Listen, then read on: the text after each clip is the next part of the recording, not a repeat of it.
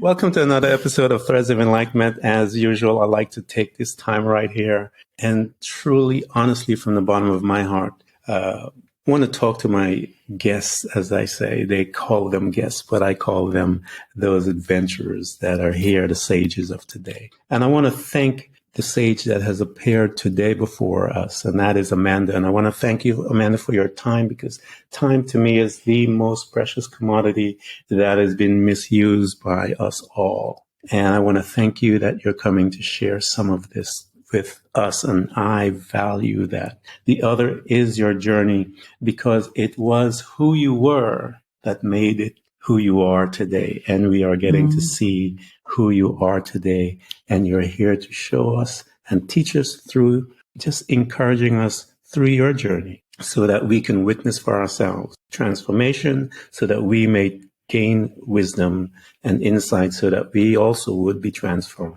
and changed and become the best human spirits while we occupy this beautiful space called Earth. Thank you for coming, Amanda, to Threads of Enlightenment. Oh, it's my absolute pleasure. I love these kind of conversations. They light me up. So, yeah, good to go. The smile on her face is absolutely priceless. So tell us about those things that you have created so far. I tell people we give birth to what was deposited, or actually, I believe they have actually always been there. We came to this planet with it. And once we discover it, we then bring it to a format where we can serve. Tell them about what you have brought forward as a result. Yeah, so I ended up writing a book called Divine Messy Human, a spiritual guide to prioritizing internal truth over external influence. And yeah, my way to birthing that book, I've birthed a business that has evolved and changed and is currently undergoing another evolution and change. And I'm incubating goodness knows what else at the moment, because it's just behind the veil. But whether it's a podcast or whether it's more books or who knows, but it's an exciting journey to be on. Isn't it? I love your title. I wish I could steal that. That encompasses everything right there. One of the things why I tell people to tell us what you have given birth to, because I always say to people that once you're awakened, that one of the spaces that someone that is awakened does not like or does not appreciate to be in, and that is in complacency. We just don't like that. And Hell so no. What you have created will always change and just morph. Why? Because the individual is changing and morphing as well and giving birth to more things. How we do it here, Amanda, is that we go back. I love going back. We want to go back to after your mom and dad brought you from the hospital. They kissed your beautiful face. They put you into this crib I call the prison. Well, I call it the lab. They bring us into the lab called family. Yep. And now they're going to experiment with the thesis that they have gained through their life assigned. Talk to us about your family unit. How was it? Do you know, growing up, I had a reasonably amazing kind of childhood, lots of outdoor play and warm weather and all of the things, raised within the church, so Church of England. And I guess for most of my life, I did the tick box thing. I did I'm white, I'm Church of England, I'm middle class, I get good grades at school, I perform within this narrow band of acceptable behavior that a good girl performs in. I towed the line, I did what I was told. And being normal. Very normal, very, very normal. And, you know, I was terrified to break the rules or to go too far outside the prescribed acceptable behavior.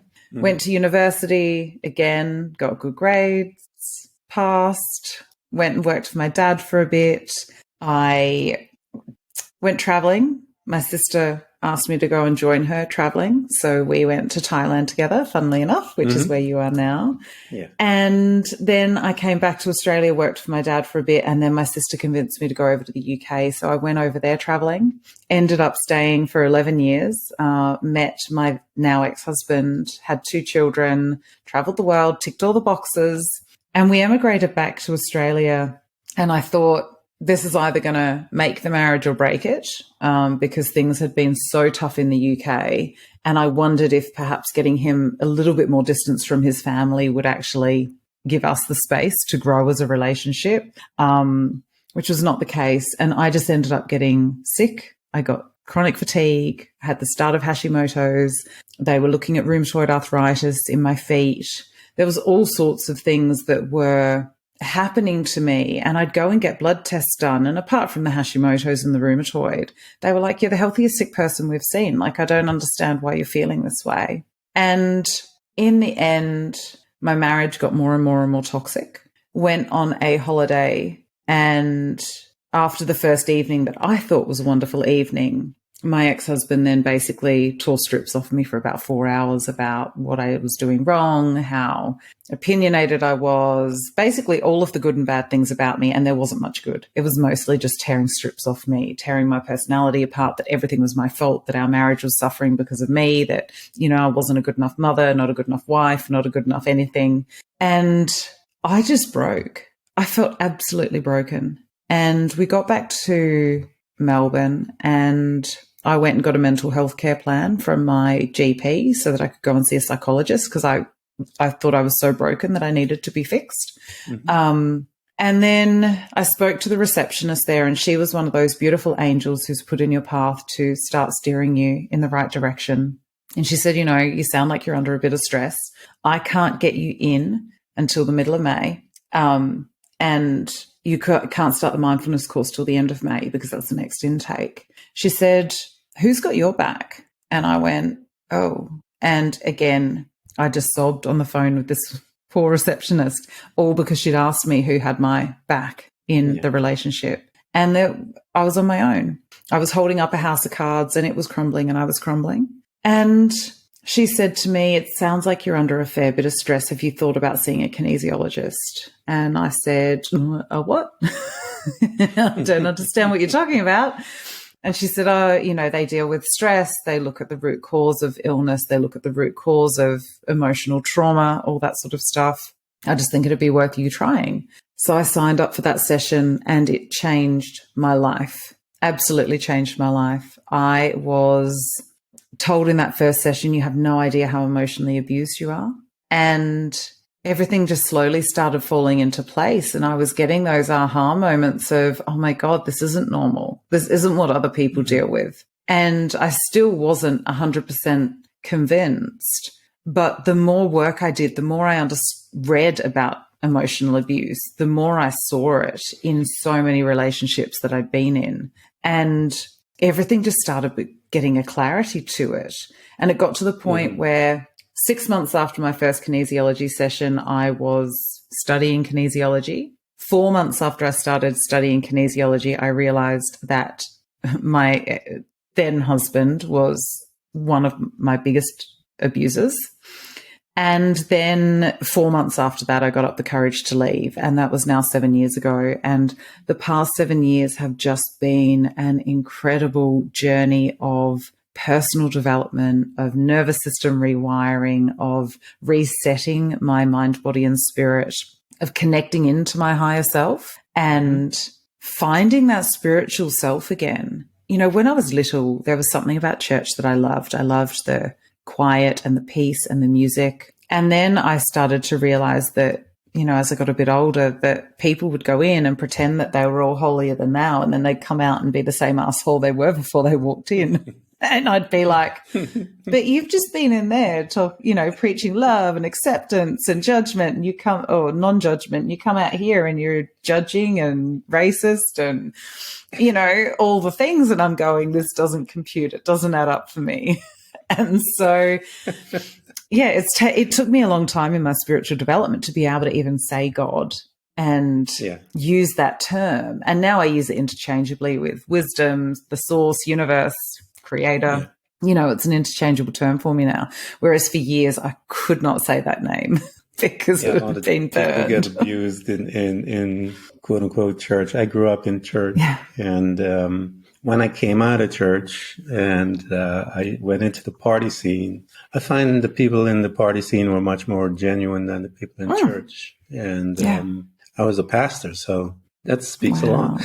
Yeah. So I got a chance to see some really interesting behavior in the church, and I can see how it is damaging. But backing away, coming out of it, Amanda, I have learned that there are two different types of church. And I actually separated them, and I call them Eastern religion and Western religion, Western Christianity. Yeah. And when you go back and you see the birth of Western Christianity, you could see how the church behaved today. And because Jesus spoke to some of those crazy people like that, he used to call them foxes and vipers and stuff like that. He said they walk around religious, but their heart is like darkness. And he spoke to them and he called them names. So you and I can call them names, girl. So it's okay. Yeah.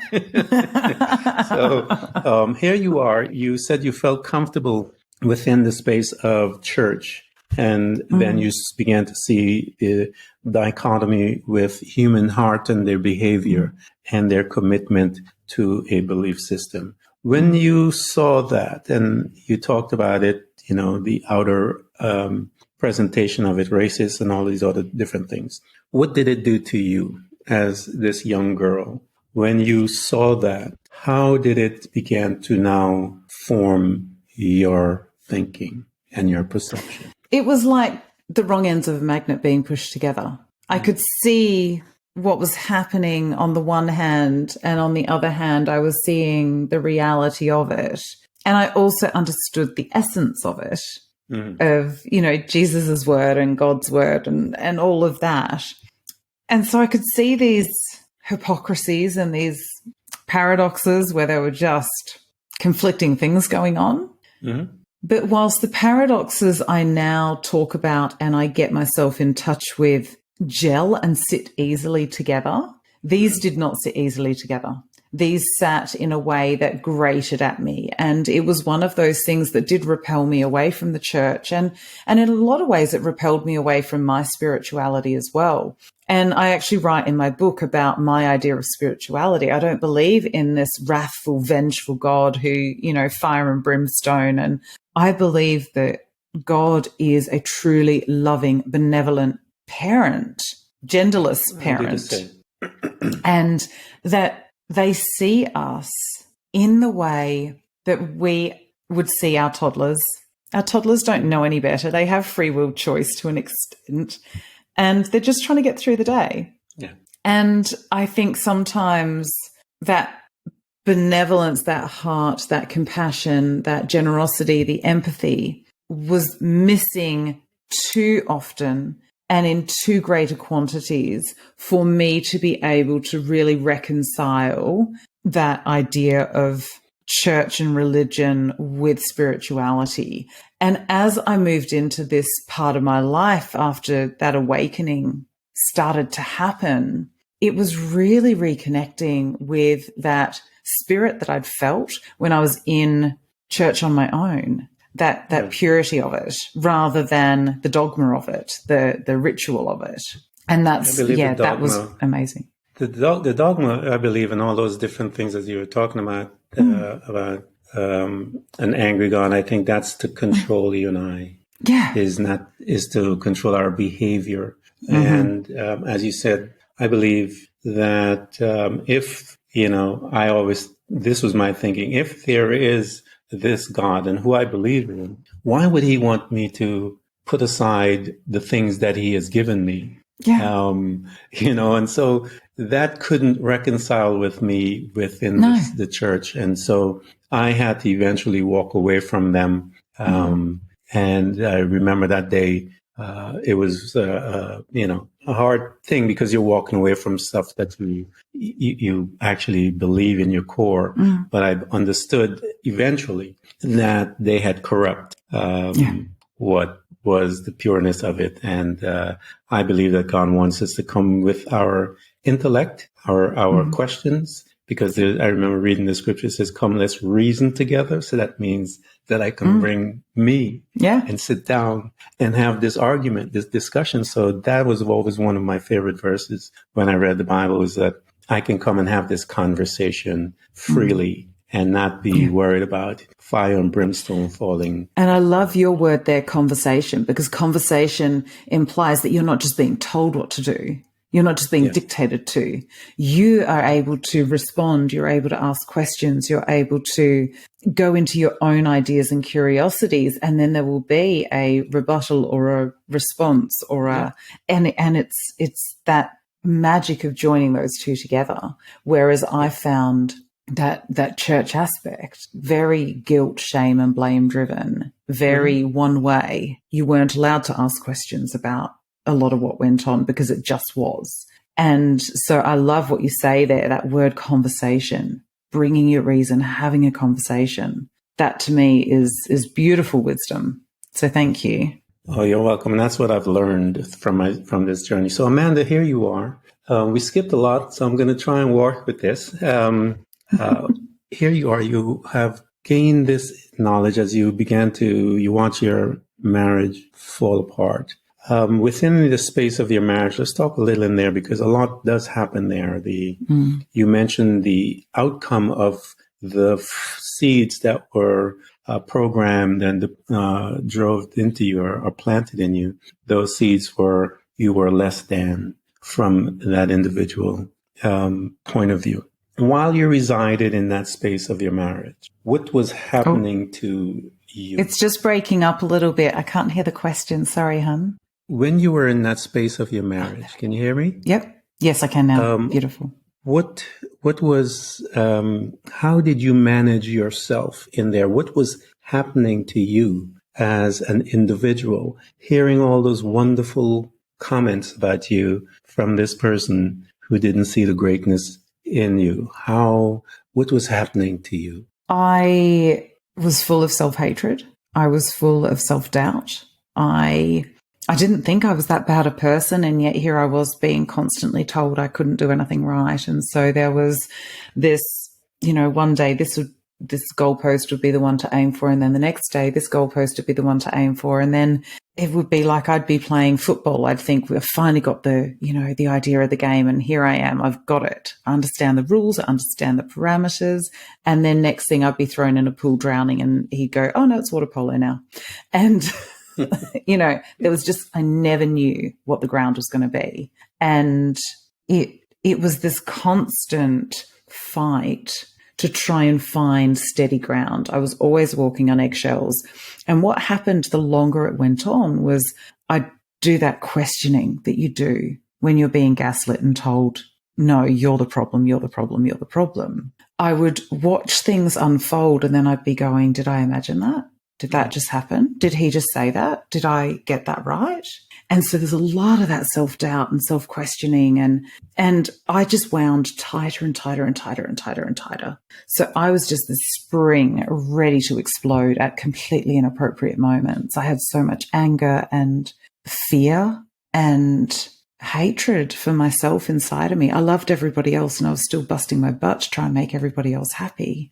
But it was like this spring was getting wound tighter and tighter and tighter, and I was trying to control everything. And the longer this went on, the more of a kind of micromanager I'd be, because I was trying to make sure that everything was perfect so that I could avoid the next outburst, so that I didn't have to hear all those things about myself, so that I didn't have to live through another one of those tirades.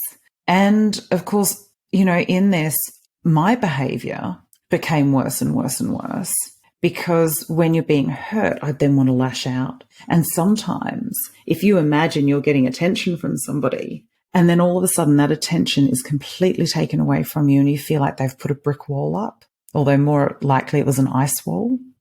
And so sometimes I would start stuff just to get a response, just to feel like I existed, just to feel like I was there, to feel real. And so you can see that toxicity just built and built and built, and it was festering, and it was not pleasant for myself. It was not pleasant for my ex-husband. It was not pleasant for my children. And I think some of what gave me the courage to leave was that question of, if my children were in this kind of relationship, would I be happy for them? Would I be happy if they were living the life I am living now? And what were you like I could not say before? yes. What were you like before the entrance of this individual into your life? What was life like before that? I was a people pleaser who towed the line. I did everything I was told. I I was too afraid to think for myself. Again, that narrow confines of acceptable behavior. Where do you think you got that, Amanda? Where did you think that came in, that same belief? Where did you get it from? Oh, look, it's that whole generational side of things of this is the acceptable way to behave. This is how we expect you to behave. It was quite strict growing up, and not having any space to discover different parts of me. It was like being wrapped tightly. And then every now and then the wrapping would fly off and I'd, explode out, and then I'd be trying to shove myself back in like a little jack in the box. Yeah.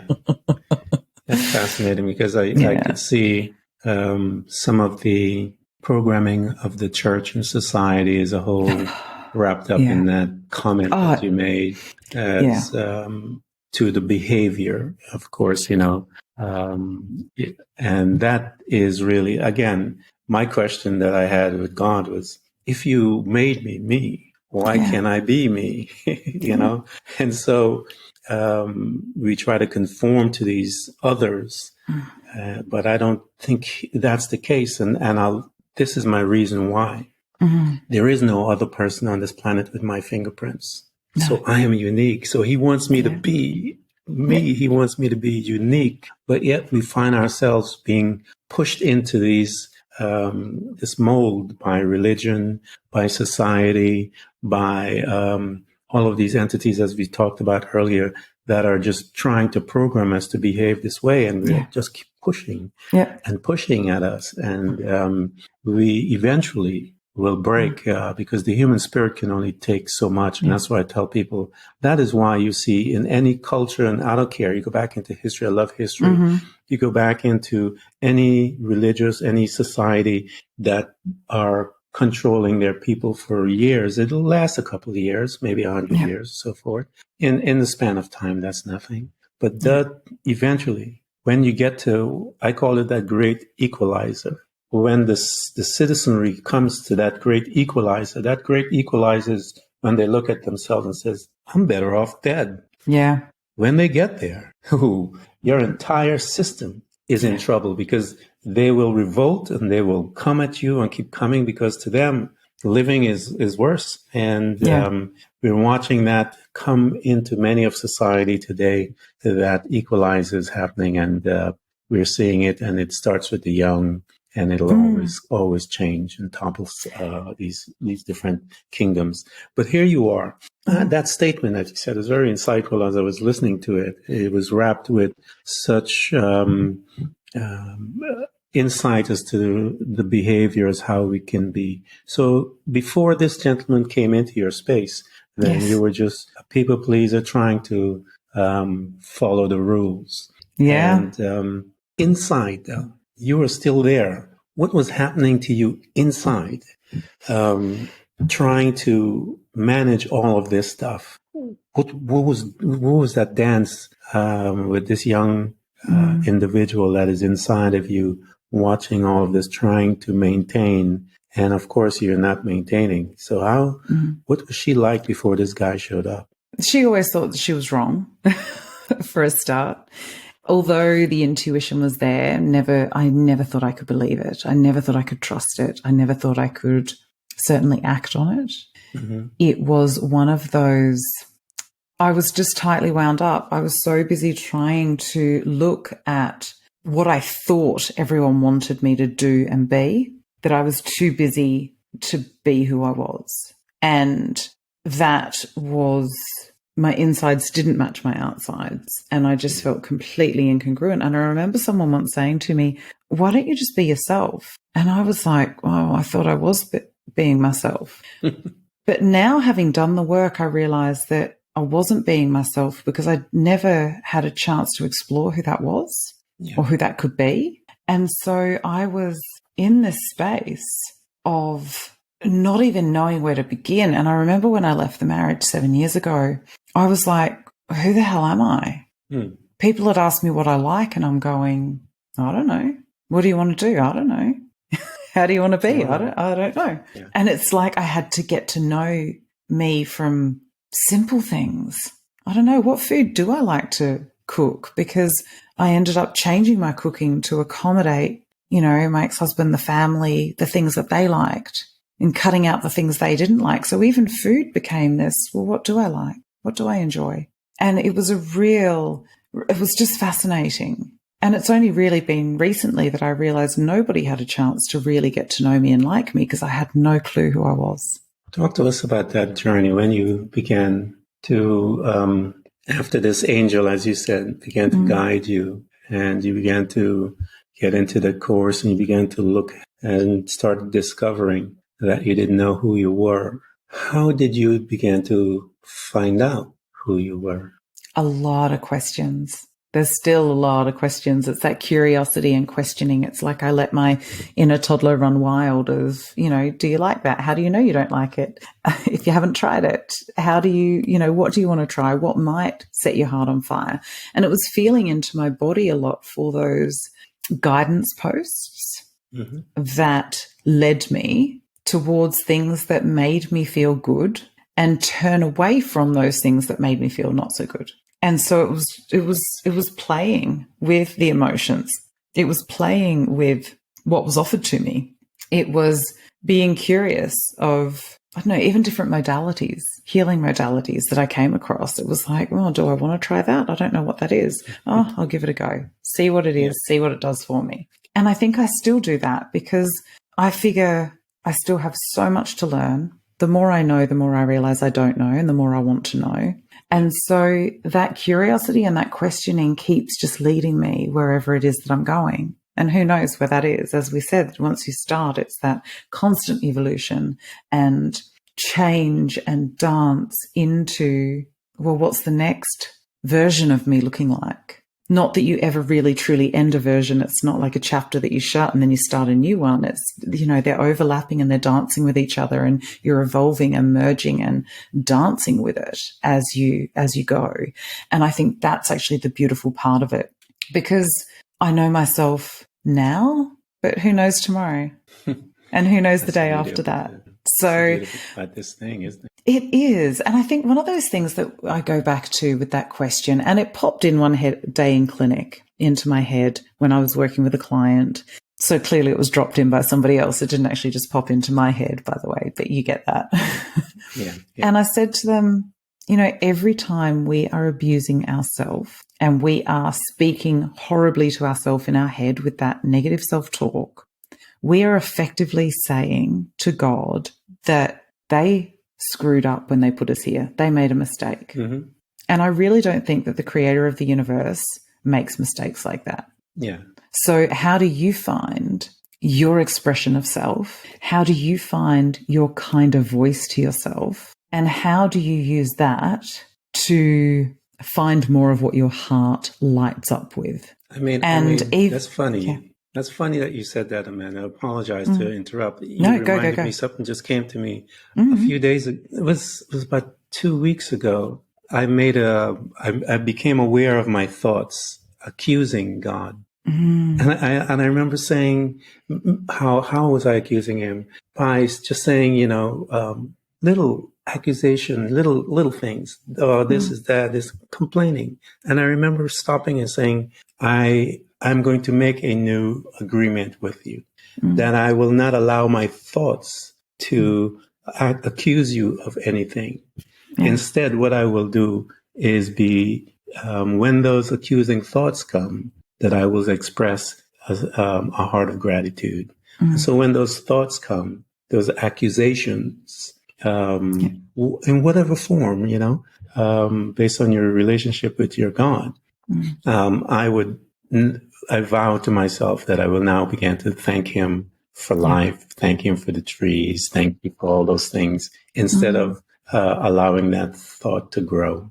And I think because if I allow it to grow, Amanda, it's going to get bigger, and it'll take me into a space that will be detrimental to my growth. And so when you said and it becomes the weeds overgrowing the garden, as you say. It's like once you've got one, and all of a sudden the wind catches all of the seeds, and next thing you've got this garden full of weeds, and you're like, holy crap, now I've got to, you know.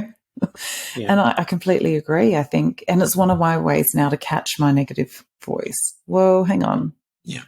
He hasn't made a mistake putting me here. So how about you be a bit kinder to yourself? Or have you not been loving yourself enough? Or what do you need to get yourself out of that idea and that funk and that, vision of you being, less than perfect, so to speak? Yeah.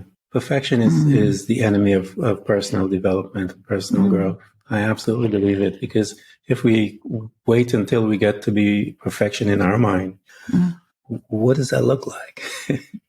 But I think that perfection, as we were talking about before, perfection is one of those tools of the church to control, because nobody's ever going to be perfect. And so it has come in, that we basically go through this suffering life to die and go to heaven. Yeah. Well, heaven is seen as the perfection, but hang on. So what? We're just going to suffer through our life so that we can go to this amazing afterlife. What about now? Do you really think that God is so vengeful that he's going to put us here for this shitty human experience full of suffering and woe? And then it'll, when we get up to heaven, I just don't believe in that anymore. And I think this idea of we have to be perfect here and now to earn our stripes to get to heaven. And we have to be perfect in our piety and in our suffering and in our bowing to those that are greater. And it is one of those control mechanisms. It's all full of guilt and shame and blame and control and power over. Yet when we find our own perfection in our messiness, in our humanness, in our reactivity, in all of those crappy human traits that we all have, when we start finding our perfection and our love for ourselves in that, that's the key to freedom. That is the key to heaven on earth. Yeah. That is the key to that enlightenment and to moving forward in a way that frees you from so many of those shackles. Yeah, I absolutely. I was reading, I was talking to someone a while ago, and they were talking about, it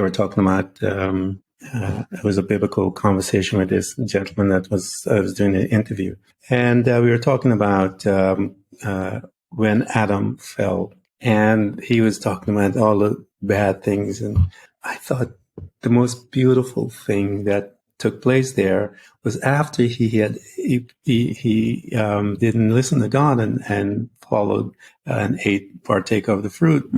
God kept the appointment. They had an appointment. Yeah. And he didn't walk away. Did he know? Yeah, he did. He kept the appointment. He was waiting there for them, apparently. And it tells us, the Hebrew says that it was their custom. So God was still sitting there waiting for this man to show up. And he showed up, and God had to go looking for him. He says, "Where are you? What happened?" And what did he say? He said, "I'm afraid," and the guilt and all of those things. And that is those tools that the church will use, and they use to this day to keep you and I from our meeting. Yeah. It is still the same. And he's still waiting there going, "Where are you guys? Just come and talk. Yep. Let's reason together. Let's discover you, because I put you here. I want you to discover who you are here. Yeah. So when we get over there, we could party." Yeah. So I think the discovery is here. We are to discover the greatness of who we are and that unique individual, because we are so different, Amanda, that when you leave the identity, the pieces that identify you on this planet go with you. That is your eye, your retina, your voice, your fingerprints. All of those things are going with you. So that makes you very special.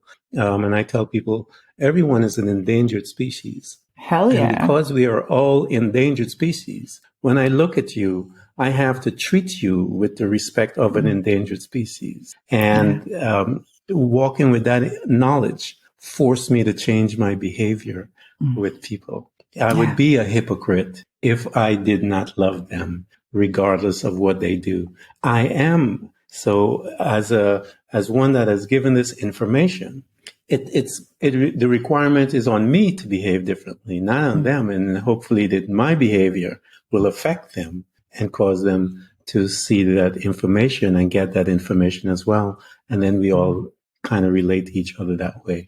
So here you are, Amanda, you're gaining all this information because we still haven't even started yet. So you're gaining this information about you and being in this particular class. And that is a powerful direction that this angel gave you, because it was exactly what you needed. So here you are, you're learning about you as you begin to see, you recognize the danger of your destruction within the marriage, and you excavated yourself from there, and you're beginning to work on yourself.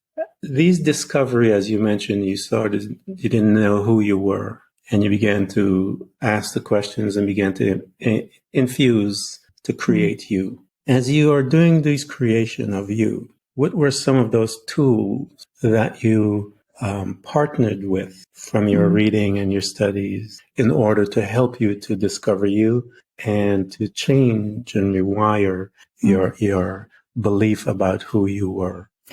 It's really interesting when I look at that, and I think that's a beautiful question, because at the beginning I used a lot of tools.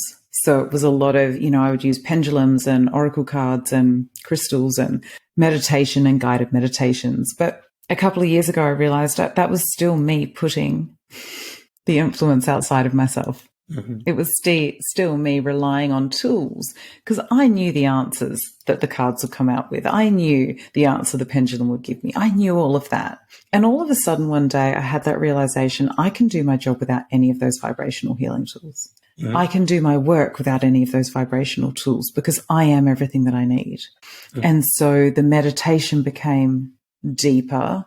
And I don't mean sitting on my mat and going om, which I love every now and then. It's my walking meditation on the beach with the dog every morning, 2 hours in nature. It is spending more time in nature. It is being careful of the movies I watch and making sure the news doesn't come into my sphere. And they were all the tools. It was shutting out a lot of that external world and that external noise. And even I will not watch violent movies anymore, because it affects my energy. And so I became a real keeper of my energy. And I do a lot of self-reflection, a lot of questioning of, okay, so, if I'm in a fight with my partner, it'll be, how old am I right now? Is this about what's happening now? Or is this about something that I'm bringing up from my past? Or is this about his stuff? And I'll start to almost ask myself those questions in the moment to go, okay, let's make sure that we're on issue, whatever it is, rather than bringing in all of the external stuff. So there's a lot of those questions that go through my head, and I almost process as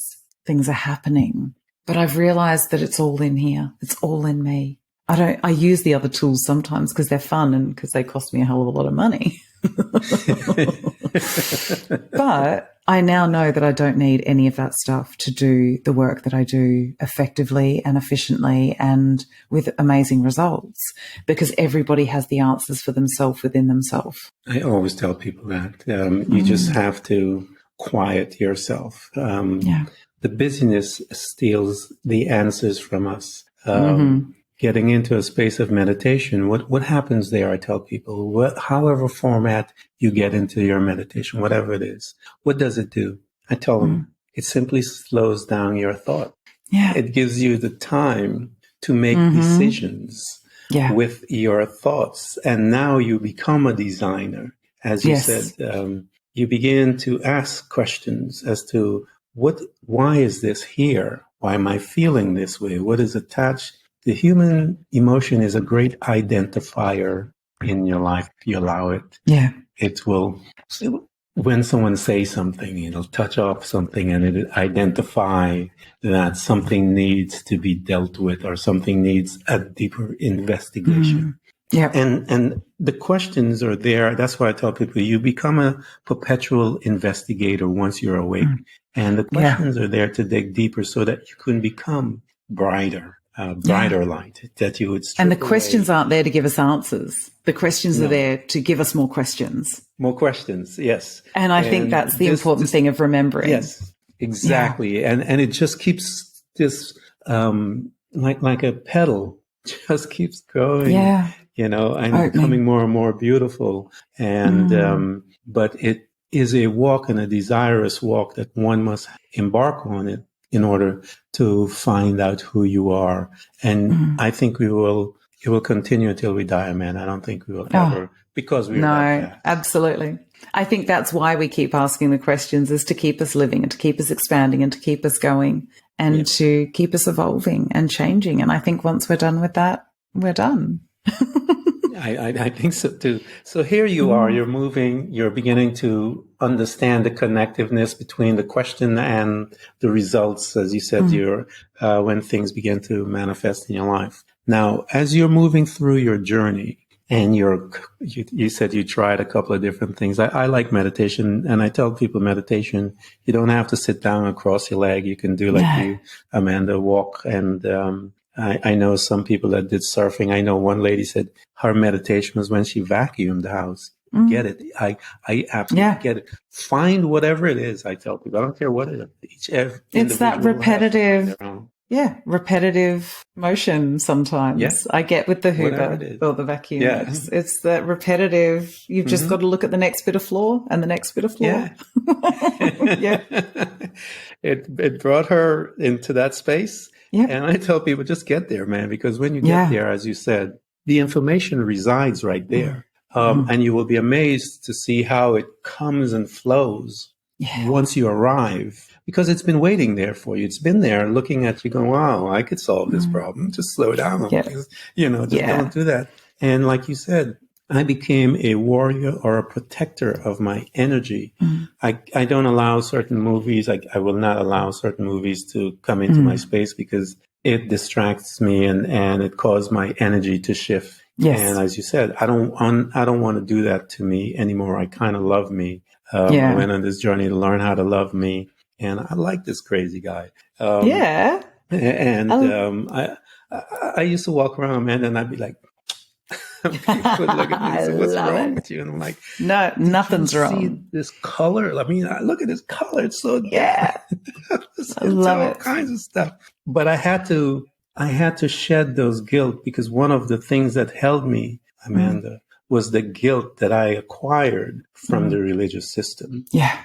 And that is a hard thing to walk through, to begin to have a guilt-free life. And I tell people, when you get there, I remember when in my meditation, I welcomed guilt. I said, come, let's talk. Yeah. And we had a conversation, Amanda. I literally did. And I told him, I said, you and I need to part ways. Thank you for your service to this point. And I remember when we part ways, and I haven't felt that feeling. Of course, it tries to come back. I said, I know who you are. I don't want to partake. And so I know how it is and what it does to people's life. So here you are, Amanda. You're getting all of these insights as you're trying on these things. Talk to us as you begin to, what was that spark that came on and says, I need to create a book. I need to put this in a book format. How did that process happen in your walk? Yeah. I am going to have to give you a few-minute warning because we've done so much chatting today and I've got a client on his way. So apologies. No, I'm going to have to start wrapping up. But the book came through because I knew that my journey had been so profound. It had been so quick and I had shifted so much stuff so quickly that I wanted to help facilitate that for others. It was a book that I needed to read back when I started on my journey. It gives broad brushstrokes and overview on the main things that I've looked at in terms of my spirituality, in terms of that inner world, the trauma, that belief that I used to think I was broken, but actually the realization that I was never broken. I was on my path to where I needed to go. Yeah. And it was a perceived brokenness because of societal beliefs. That's what blew my mind. And so I needed to write it down. And the book had come in and out of my head over the last 5 years. But when I created the channel to get it out, from typing my first words to holding my book in my hands was 120 days. The manuscript came out in 5 weeks because it was just ready. But I also needed to be at a place in my healing. It's not a lot of my story in there, but the bits that are, I needed to be able to tell them with grace and with dignity and with acceptance and without that little, they did this type attitude. I wanted to make sure it was more all-encompassing than that. Everyone has been listening to this thing with our conversation. I apologize. I know you have to run. Yeah. I want you guys, I'm going to provide everything for Amanda so that you can get in touch with her. We're going to put links so you can get the book. We're going to put links so that you can get into her space so that you can learn what she learned, the tools that she used to get where she is today. And I am excited about having her here so that you guys can have access to all of this information, because I want. And I'm happy to do a follow-up with where I will make sure I clear the afternoon, because you're amazing and I love chatting with you. It was an honor and a pleasure to have you here. Go do your business, girl, because I know what it means to be in that space with that individual. Blessings always. And thank Blessings you so much. to you. Thank you so much. Appreciate you. Bye-bye.